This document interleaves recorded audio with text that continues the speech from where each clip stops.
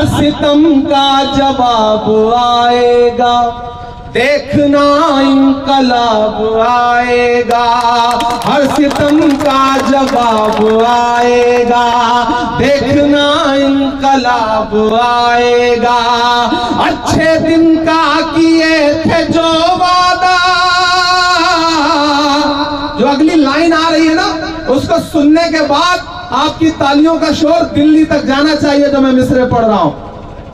फिर से सुनिए कि हर सितम का जवाब आएगा, देखना इंकलाब आएगा। अच्छे दिन का किए थे जो वादा, उनका दिन भी खराब आएगा, उनका दिन भी खराब आएगा। चिरागों के सफर में दबदबा हो आंधियों का, तो फिर अंजाम जुल्मत के सिवा कुछ भी नहीं होगा।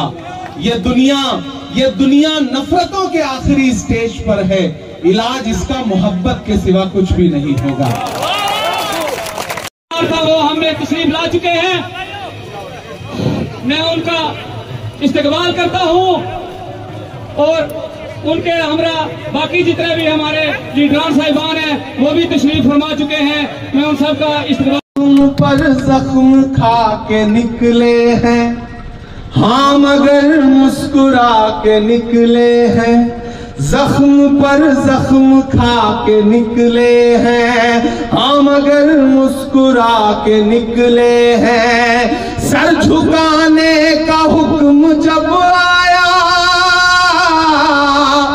ये मिसरे मेरे हैं, लाइनें मेरी हैं, लेकिन तर्जुमानी आपकी धड़कनों की है इन मिसरों में राजौरी वालों के। सर झुकाने का हुक्म जब आया और भी सर उठा के निकले हैं।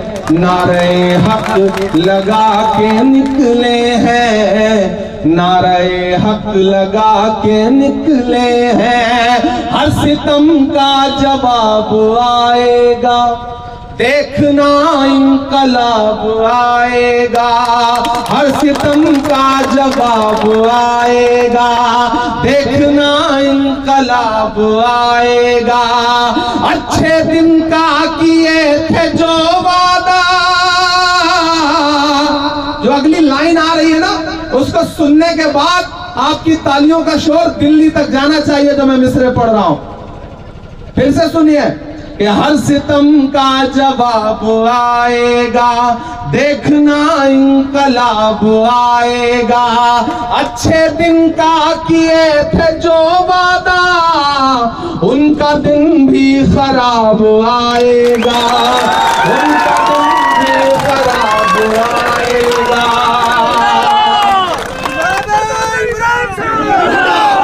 हम तो निकले हैं मुस्कुराते हुए, आजकल चेहरा देखिए। हम तो निकले हैं मुस्कुराते हुए और वो तिल मिला के निकले हैं।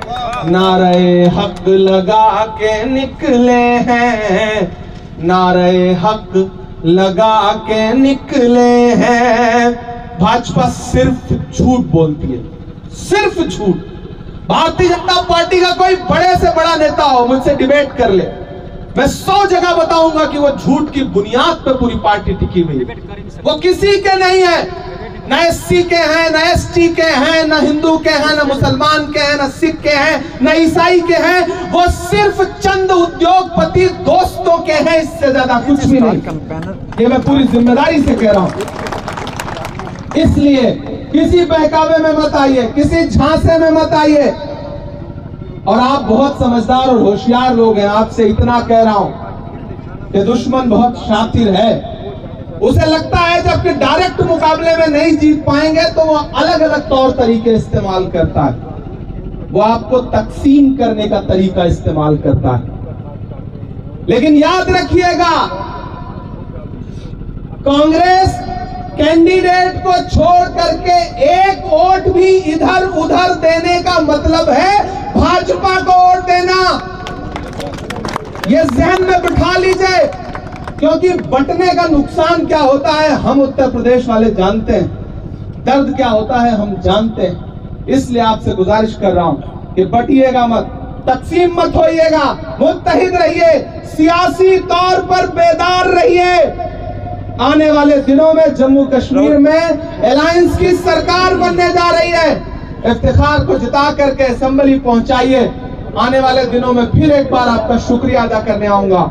आज जाना जरूरी है, इसलिए आपसे विदा लेता हूं। बहुत शुक्रिया। पहली बार डांगरी जगह का नाम है, डांगरी की इस तारीखी सरजमीन पर, राजौरी की तारीखी सरजमीन पर पहली बार आपके बीच में आया। पता नहीं जिंदगी किसी और मौके पर ले आती या नहीं ले आती। इसीलिए मैं हमेशा जमहूरियत को जिंदाबाद कहता हूं कि जमहूरियत की ताकत है कि मैं उत्तर प्रदेश के किसी छोटे से जिले में पैदा हुआ और आज बिल्कुल सरहद के पास, सरहद के दबदबा हो आंधियों का, चरागों के सफर में दबदबा हो आंधियों का, तो फिर अंजाम जुल्मत के सिवा कुछ भी नहीं होगा। ये दुनिया नफरतों के आखिरी स्टेज पर है, इलाज इसका मोहब्बत के सिवा कुछ भी नहीं होगा। कांगड़ी वालों, आने वाली 25 तारीख को आपको अपने घरों से बाहर निकलना है, ईवीएम बूथ पर जाना है और न सिर्फ डांगरी राजौरी के मुस्तकबिल का फैसला करना है, बल्कि जम्मू कश्मीर के मुस्तकबिल का भी फैसला करना है। पिछले कुछ सालों में एक आप अजीब दर्द से गुजरे हैं, जब एक झूठ का मायाजाल बुना गया। दिल्ली में बैठे हुए हाकिम ने आपको नए नए ख्वाब दिखाए और फिर सारे ख्वाब उसी तरह साबित हुए जैसे 15 लाख का जुमला साबित हुआ था। दुनिया की तमाम हुकूमतें देने के लिए जानी जाती हैं, लेकिन ये पहली हुकूमत है जो छीनने के लिए जानी जाएगी। उसने आपसे आपका स्टेटहुड छीन लिया, आपसे आपका रुतबा छीन लिया, मेयार छीन लिया, वकार छीन लिया। और ये पहाड़ों पर रहने वाले लोग, ये सरहदों के आसपास रहने वाले लोग, आपने मुझे दस्तार पहनाई है तो मुझे आज ऐसा लग रहा है जैसे मैं अपने गांव में खड़ा हूं, अपने लोगों के बीच में खड़ा हूं। और मैं वादा करता हूं, ये जो दस्तार आपने पहनाई है ये महज एक पगड़ी नहीं है, सिर्फ जरूरत पड़ेगी आपको महसूस होगा कि आपका बेटा लड़ रहा है, आपका भाई लड़ रहा है, भले ही मैं पैदा आपसे हजारों किलोमीटर दूर हुआ।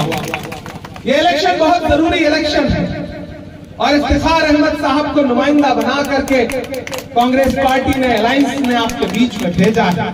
यहाँ जो हमारे नेशनल कॉन्फ्रेंस के साथी हैं, मैं उनका भी खैर मकदम करता हूँ। क्योंकि जल्दी जाना है तो एक एक करके सबका नाम नहीं ले सकता, मेरी मजबूरियों को समझिएगा।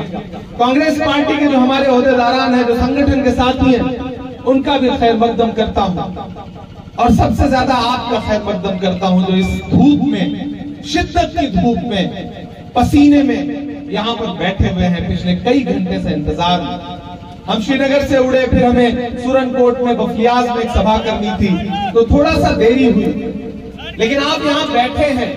नया पाने की चाहत में पुराना छूट जाता है, तुझे अपनाऊं तो मुझसे जमाना रूठ जाता है। मोहब्बत पढ़ने लिखने में बहुत आसान है, लेकिन मोहब्बत को निभाने में पसीना छूट जाता है। मैं जानता हूँ आप उस मोहब्बत की बुनियाद पर यहाँ बैठे हुए हैं। एक चीज का ख्याल आपको करना है, 25 तारीख को जब घरों से निकलिएगा तो आप ये मान के चलिएगा कि दो ताकतें हैं इस देश में। लड़ाई दो विचारधाराओं की है, एक तरफ नफरत खड़ी है और एक तरफ मोहब्बत खड़ी है। और मोहब्बत में अपना नुमाइंदा बना करके इफ्तिखार अहमद साहब को आपके बीच में भेजा है। आज से कुछ दिन पहले की तरफ देखना शुरू करिए, कुछ साल पहले देखना शुरू करिए, जब पूरे मुल्क ने आपसे नजरें फेर ली थी, कोई आपके जख्मों की तरफ झांकने को तैयार नहीं था, बात करने को तैयार नहीं था। ऐसे वक्त में एक इंसान उठा दिल्ली में और उसने कहा कि मैं कन्याकुमारी से कश्मीर तक जाऊंगा, एक नारा दूंगा, टकराएगी वो आंधी बनाऊंगा, जो हर जालिम से टकराएगी वो आंधी बनाऊंगा, नए अंग्रेज आए हैं नया गांधी बनाऊंगा। आपसे वायदा किया गया कि तस्वीर बदल दी जाएगी। दिल्ली ने आपसे कहा कि आपको नौकरियां दे दी जाएंगी, लेकिन मुझे बताइए कि पिछले 10 साल की हुकूमत में दिल्ली ने पूरे मुल्क की तरह आपके साथ भी वही सुलूक तो किया है ना। कारोबार बर्बाद कर दिए। वो पेट्रोल डीजल जो 58 रुपए 60 रुपए लीटर मिलता था वो आज 100 रुपए के पास पहुंच गया। वो गैस सिलेंडर जो कांग्रेस की हुकूमत में 400 रुपए का मिला करता था वो 1000 के पार पहुंचा दिया। 700 किसान शहीद हो गए सिंघू बॉर्डर पर बैठे हुए, और उनको क्या क्या पुकारा गया ये किसी से छुपा हुआ है। कीमत तो बहुत बढ़ गई शहरों में धान की, लेकिन विदा न हो सकी बेटी किसान की। मौका मिला तो लोगों ने कुर्सी के वास्ते, मौका मिला तो लोगों ने कुर्सी के वास्ते तस्वीर ही बिगाड़ दी हिंदुस्तान की।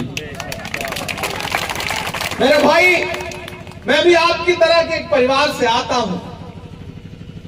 यात्रा का असर है कि दिल्ली की हुकूमत को मजबूर होकर के जमहूरी निजाम बहाल करना पड़ रहा है, जमहूरियत को लागू करना पड़ रहा है। आपके बीच में इलेक्शन करवा करके आपको फिर से वो हक देना पड़ा जिससे आपको महरूम कर दिया गया था। लेकिन आप अपनी खुददारी के साथ जीने वाले लोग हैं। कोई कितना भी जुल्म करे, आप अलग ऐलान कहते रहते हैं कि हम आतिशे सोजा में भी हक बात कहेंगे, कुंदन की तरह दहर में ताबिंदा रहेंगे। तारीख बताती है कि हर दौरे सितम में हम जिंदा थे, हम जिंदा हैं, हम जिंदा रहेंगे। आप इस खुददारी के साथ जीने वाले लोग हैं, और मुझे अच्छा लगता है कि जब मैं आपके इलाके की नुमाइंदगी करते हुए दिल्ली में मियां अल्ताफ साहब को देखता हूं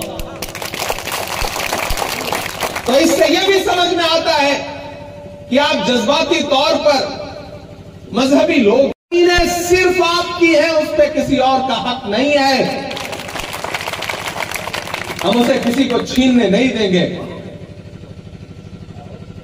मेरे भाई, आप तो इस बात पर ईमान रखते हो ना कि मजदूर का पसीना सूखने से पहले उसकी मजदूरी उसे दे देनी चाहिए। रखते हो ना इस बात पर ईमान? हम रखते हैं क्योंकि हमारे बुजुर्गों का कौल है कि मजदूर का पसीना सूखने से पहले उसकी मजदूरी उसे दे देनी चाहिए। तो मैं अपने घर से हजारों किलोमीटर दूर सरहद के पास यहां खड़ा होकर के आपसे राहुल गांधी की मजदूरी मांगने आया हूं, क्योंकि मैंने देखा है राहुल गांधी के पैर के छाले, मैंने देखा है राहुल गांधी के माथे से बहता हुआ पसीना। वो मजदूरी क्या है? वो मजदूरी यही है कि इफ्तिखार अहमद को जिता करके जम्मू कश्मीर की असेंबली में पहुंचा दीजिए। ये है राहुल गांधी जी की मजदूरी। और जब 25 तारीख को अपने घरों से बाहर निकलिएगा और हाथ के पंजे के सामने वाला बटन दबाइएगा तो सिर्फ यह मत सोचिएगा कि आपका वोट इफ्तिखार अहमद को ही मिलेगा। आपका दिया गया एक एक वोट चौधरी इफ्तिखार अहमद साहब को, आपका दिया गया एक एक वोट सिर्फ इफ्तिखार अहमद को नहीं मिलेगा, बल्कि मोहब्बत के उस मसीहा को मिलेगा जिसका नाम राहुल गांधी है। इफ्तिखार अहमद को दिया गया आपका एक एक वोट सिर्फ इफ्तिखार अहमद को नहीं मिलेगा, मियां अल्ताफ साहब को मिलेगा।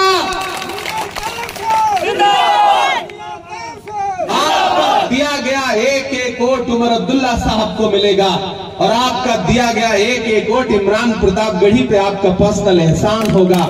यह गुजारिश करने आपके बीच में आया हूं और आपको यह यकीन दिलाता हूं। नारा था, याद है ना? और उसके बाद हालत क्या हुई? आटा, चावल, दूध, दही, पनीर, छाछ, लस्सी। भाजपा की सरकारें वो सरकारें हैं कि जो फिल्में तो टैक्स फ्री करती हैं लेकिन कफन पर जीएसटी लेती हैं, कफन पर। चिता की लकड़ियां तक महंगी कर दी। इसलिए किसी मुगालते में मत रहिए, किसी झांसे में मत रहिए। यहां हमारी माएं बहनें बैठी हैं, महिला सशक्तिकरण की बात करते हैं प्रधानमंत्री जी। आप सुबह जब रसोई में जाती हैं चाय बनाने के लिए तो दूध हो, चाय की पत्ती हो, शक्कर हो, क्या नहीं महंगा कर दिया? जब आप सब्जी बनाने के लिए कढ़ाई में रसोई का तेल डालती हैं तो वो तेल जो 70 रुपए लीटर मिलता था आज 200 के पास पहुंच गया। क्या नहीं महंगा कर दिया?